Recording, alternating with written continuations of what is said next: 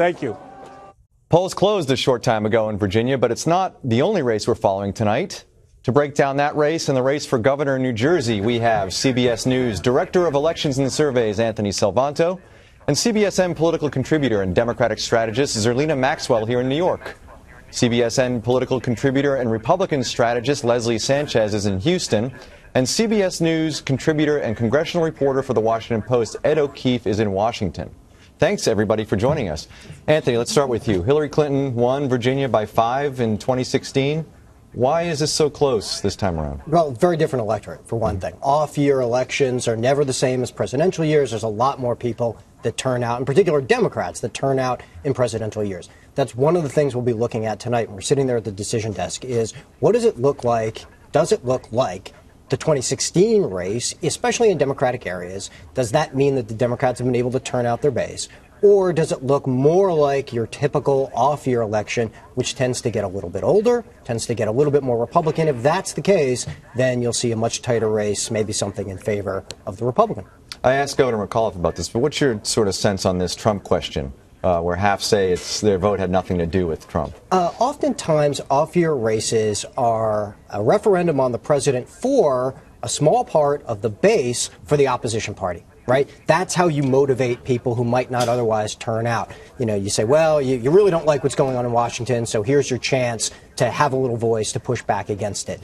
For a lot of Republicans, it won't be. It'll be a governor's race, and it'll be based on the candidate. So I think it's not necessarily even across the board. The exit poll suggests that, like you said, for half of folks, they say it's not a factor, but you can also see Republicans in there who say it's not a factor, and they're voting on something else. So it's not necessarily an indicator of which way it goes. Right. Zerlina, what are you looking at here? Democrats, if Northam pulls this out and wins, what does that mean for the Democratic Party moving forward? How much do they take out of this and look toward the midterms? Well, I think that, you know, any election day you want to come out on top. I think that after 2016 being so surprising in terms of the loss for Hillary Clinton and really a punch in the gut for many Democrats, you know, we want to win tonight.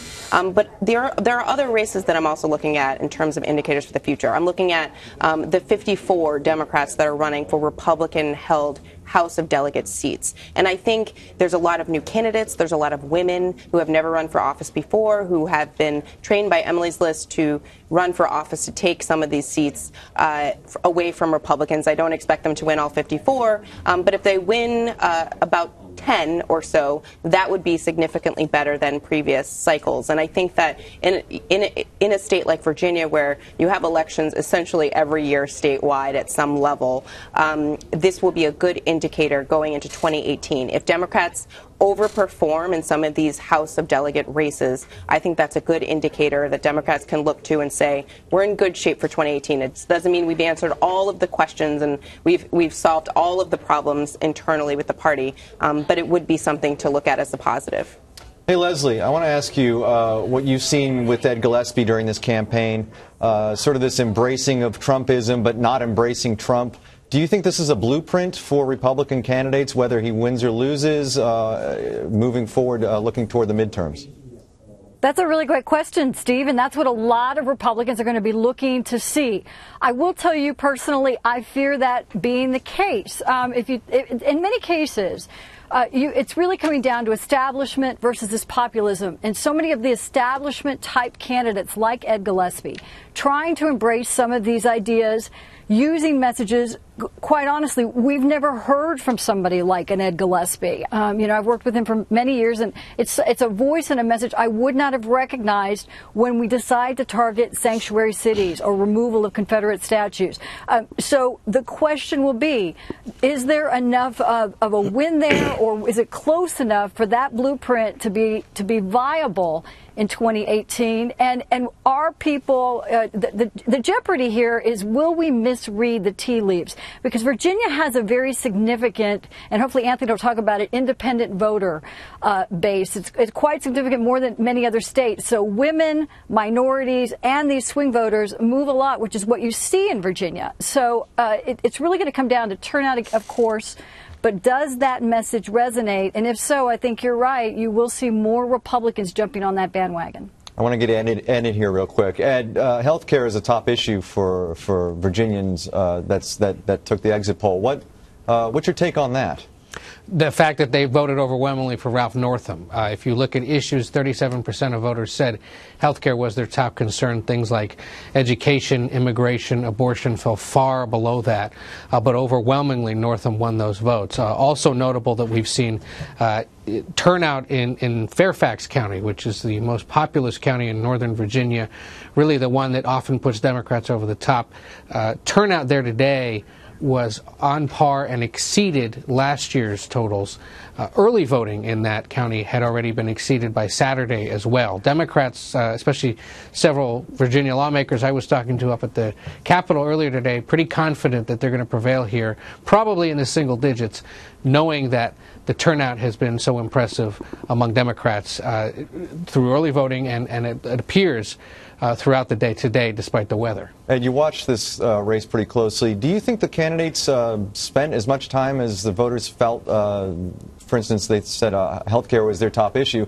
Do you think the candidates spent that much time talking about healthcare compared to some of the other issues? And were they out of step with what voters really felt was the most important stuff? Well, if you watched television in the Washington area over the last several weeks, you rarely saw them discuss healthcare in their television ads. It was all about the apparent spread of the MS-13 Latino street gangs and whether or not Ralph Northam was helping pedophiles get their rights back. I mean, it was ridiculous, frankly, to see them seize on such menial issues that appear to have probably turned off a lot of voters. And then that allowed Northam to make an argument against Gillespie that it's despicable that you would suggest that I'm, trying to harm children when I've been a pediatrician my entire life. And, we'll see, I think, probably in these results and in the exit polls as they are digested in the next few days, what the effect of those ads, which repeatedly referenced the idea that Northam was supporting sanctuary cities or would sort of allow these street gangs to fester, whether that'll have any effect. There was an ad that ran very briefly, mostly in Spanish last week, from a Latino group that was trying to push back at Gillespie and suggest that young minority children were scared of Gillespie and Republicans and just suggesting that Republicans generally are racist and not sympathetic to the changing demographics of Virginia. It caused great consternation on the right, but those on the left said, well, you're getting back what you've been giving here. And I think that ad may have influenced some voters going in today to vote for Gillespie out of concern that ad was perhaps a step too far. We'll see. But again, all indications are, based on the exit polling so far, based on conversations with Democrats, that this will be a good night for Ralph Northam, unless something develops here that we have not yet seen. I want to ask Anthony something Leslie brought up about the independent voter in Virginia. Talk to us a little bit about that and what it means in this governor's race. Yeah, there's a contingent, and it's especially in Northern Virginia. When you look at, it's a very diverse electorate, right? It's a fast-growing electorate. It's one of the things that's turned Virginia into a lean blue state. Within that electorate, there are independents who sometimes vote Republican in an off year and often vote Democratic in a presidential year. That could be worth about 10 percentage points, maybe 5 percentage points, especially up in Northern Virginia. And that's one of the things that we'll be watching tonight. I'll tease the map a little bit. We'll break this down later. But there's Northern Virginia. There's a lot of independents up there. And then you get out to Western Virginia, and we'll be watching really whether the Republican base shows up. Talk to us a little bit about Western Virginia real quick, about what happened there last year in terms of Trump and why we're going to be watching that so closely. Yeah, I mean, if that makes up maybe 20, if it gets even to 22 or 25% of the electorate, I know that doesn't sound like a lot, but it's so overwhelmingly Republican that if the Democrat can't sort of hold his own out there, that's a big boost for Gillespie. That's a place where Donald Trump in 2016 really maxed things out. He fell short statewide, but it's a pattern that Republicans would like to replicate and then try to build out from there. And real quick on New Jersey, there's a governor's race there with the lieutenant governor, Kim Guadagno, versus the Democrat Phil Murphy. Mm-hmm. This is really about Chris Christie, isn't it? Very much so. It's about Chris Christie, but it's also about what people think has happened in the Christie administration, and that is the economy isn't as good. There's sort of a tale of two states here. While Virginia voters are saying the economy is pretty good, New Jersey voters in the exit polls are saying that it's not good. What a contrast from 4 years ago when you and I sat here and Chris Christie got reelected and people thought that New Jersey was on the way back. Well, in the last 4 years, they've changed their minds about that, and that's obviously made an environment that's pretty hospitable to the Democrats. Zerlina, what did Democrats take out of a New Jersey victory? Well, I think that we want to get rid of Chris Christie, and I think I don't think that's going to be that difficult. It seems, based on what we've seen somebody in with terms a of polling. 14% approval rating. I think that we definitely want to win, and we want to win by big margins. I think that it would just. Anytime you're putting a W on the board as a Democrat in this climate is a good thing. And I don't think people are really talking about New Jersey as much in terms of what it will mean for the future of the Democratic Party in the same way that they're talking about Virginia. And Leslie, do you think there's any, any repercussions for Republicans coming out of this New Jersey race, or do you think it's really just sort of focused on Chris Christie's stewardship as governor? I'm going to completely agree with Zerlina and say we want to get rid of Chris Christie. I mean, I think across the board, pretty much Republican, Democrat, Independent, we're ready to close that chapter and move on to new leadership that's more reflective of the party, economic conservatism, and kind of get back on track. So it's not so much about that individual as it is kind of moving ideas, and it's a new chapter. Leslie Sanchez, Anthony Salvanto, Zerlina Maxwell, and Ed O'Keefe